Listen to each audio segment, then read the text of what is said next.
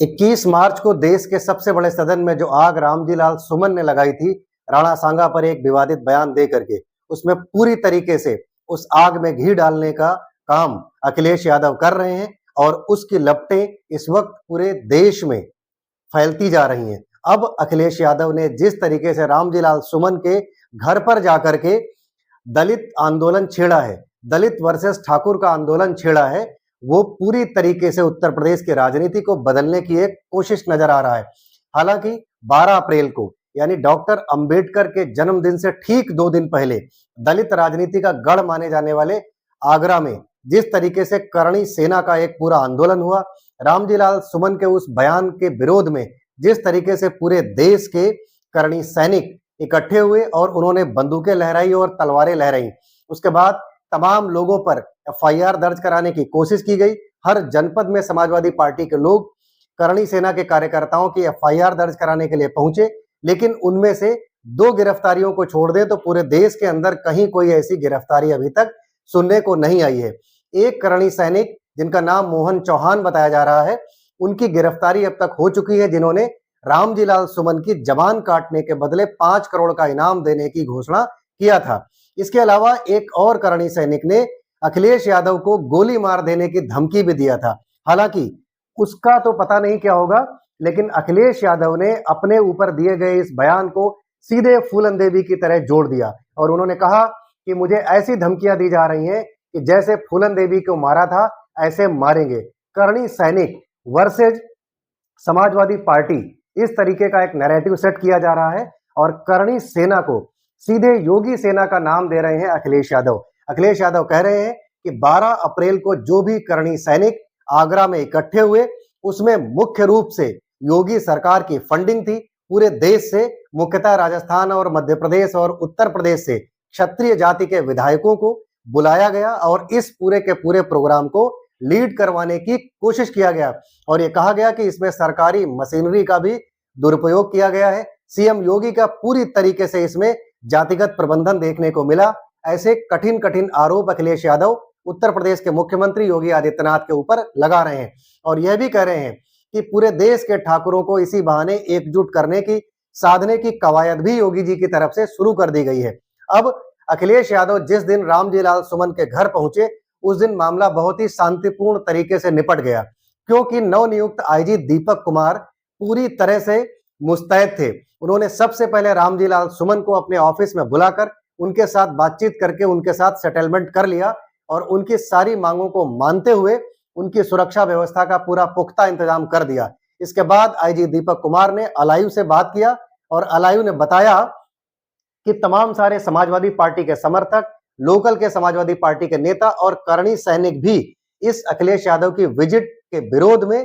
आंदोलनरत मिल सकते हैं। तो उसको मैनेज करने के लिए आगरा बॉर्डर से ही आईजी दीपक कुमार ने अखिलेश यादव को अपनी स्कॉट में ले लिया और लोकल के समाजवादी पार्टियों के कार्यकर्ताओं को भी निर्देश जारी कर दिया कि आप भी अति उत्साहित न होइए, अखिलेश यादव की इस विजिट को शांतिपूर्ण तरीके से निपटाइए। वो आपकी पार्टी के मुखिया हैं, उत्तर प्रदेश के पूर्व मुख्यमंत्री हैं, अतः उन्हें पूरा का पूरा प्रोटोकॉल और प्रशासन का पूरा सम्मान और सपोर्ट मिलेगा।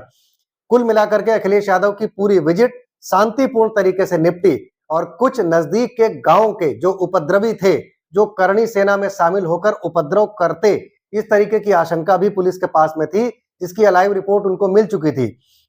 उनको भी शांत तरीके से काम निपटाने के लिए धमकी भी दे दी गई पुलिस की तरफ से और उनको समझा करके उनको भी घर में शांत करा दिया गया। लेकिन पुलिस ने यह बवाल तो शांत करा दिया गया, लेकिन अखिलेश यादव ने जिस तरीके से प्रेस कॉन्फ्रेंस करते हुए उत्तर प्रदेश की सरकार पर निशाना साधा, अखिलेश यादव की पूरी कोशिश है कि राजपूत करणी सेना वर्सेस डॉक्टर अंबेडकर का संविधान कर दिया जाए, राजपूत करणी सेना वर्सेस दलित बना दिया जाए और इस प्रदेश में ठाकुर बनाम दलित की एक नई पॉलिटिक्स का नैरेटिव सेट करने की पूरी कोशिश अखिलेश यादव करते नजर आ रहे हैं। क्योंकि 4 बनाम 21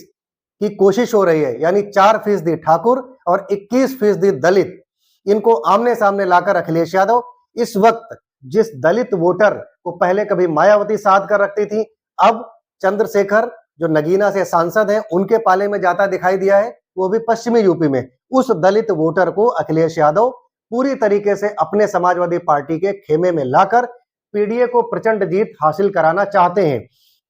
कुल मिलाकर अगर इसको बड़े नैरेटिव पे देखा जाए तो 18 बनाम 82 का भी खेल अखिलेश यादव खेलते दिख रहे हैं। 18% कुल सवर्ण वोटर है उत्तर प्रदेश के अंदर और 82% में 19% मुसलमान, 42% पिछड़ा और अति पिछड़ा वर्ग के वोटर और 21% दलित वोटर्स। तो कुल मिलाकर जहां भारतीय जनता पार्टी अब तक 20 बनाम 80 का खेल खेलते आई है, यानी हिंदू बनाम मुस्लिम का खेल, वहीं अखिलेश यादव 18 बनाम 82 का खेल खेलते नजर आ रहे हैं। अब इससे उत्तर प्रदेश की पॉलिटिक्स में क्या चेंज होने वाला है, उत्तर प्रदेश की पॉलिटिक्स में क्या नैरेटिव सेट होने वाला है, इस पर अखिलेश यादव ने और डीप जाते हुए कुल मिलाकर 4 बनाम 21 की पॉलिटिक्स में और थोड़ा सा घी डाला और उन्होंने आगरा के 48 थानों में, मैनपुरी के 15 थानों में, महोबा के 11 थानों में, चित्रकूट के 10 थानों में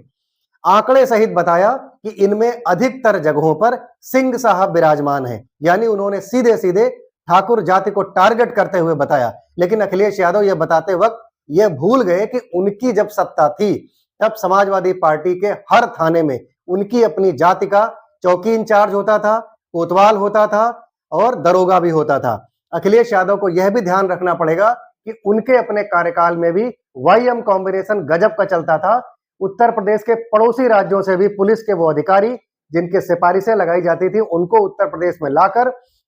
बड़े बड़े पुलिस के पदों पर बैठाया जाता था और शासन अपने तरीके से चलवाया जाता था। कुल मिलाकर के एक ऐसा नैरेटिव इस वक्त सेट करने की कोशिश की जा रही है। कभी करणी सेना वर्सेस नारायणी सेना बनाने की धमकी दे रहे हैं अखिलेश यादव के समर्थक, तो कभी करणी सेना को योगी सेना बताया जा रहा है। और यूं ही नहीं, अखिलेश यादव यही नहीं रुक रहे हैं, लखनऊ बनाम दिल्ली यानी भारतीय जनता पार्टी के अंदर भी वो फूट डाल करके पूरी तरीके से भारतीय जनता पार्टी के अंदर भी विस्फोट करने की कोशिश कर रहे हैं।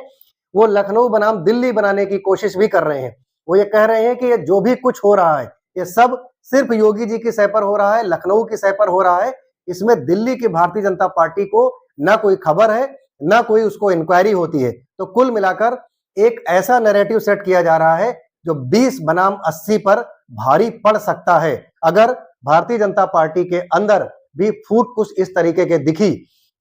आपसे निवेदन करता हूं कि आप मेरे वीडियो के कमेंट सेक्शन में अपनी राय जरूर दें कि क्या वाकई इस प्रदेश के अंदर पीडीए वर्सेज सिंह साहब में ठाकुर जाति के अधिकारी, ठाकुर जाति के दरोगा और पुलिस के अधिकारी भारी पड़ते दिखाई दे रहे हैं, या फिर अखिलेश यादव का यह सिर्फ एक पॉलिटिकल गेम है, पॉलिटिकल नैरेटिव है। नमस्कार, आप देख रहे थे द रियल टॉक शो। मेरा नाम है सचिन प्रभाकर। अब तक अगर आप हमारे चैनल पर नए हैं तो मेरे यूट्यूब चैनल को सब्सक्राइब कीजिए, Facebook page the real talk show को फॉलो भी कीजिए। धन्यवाद। जय हिंद, जय भारत।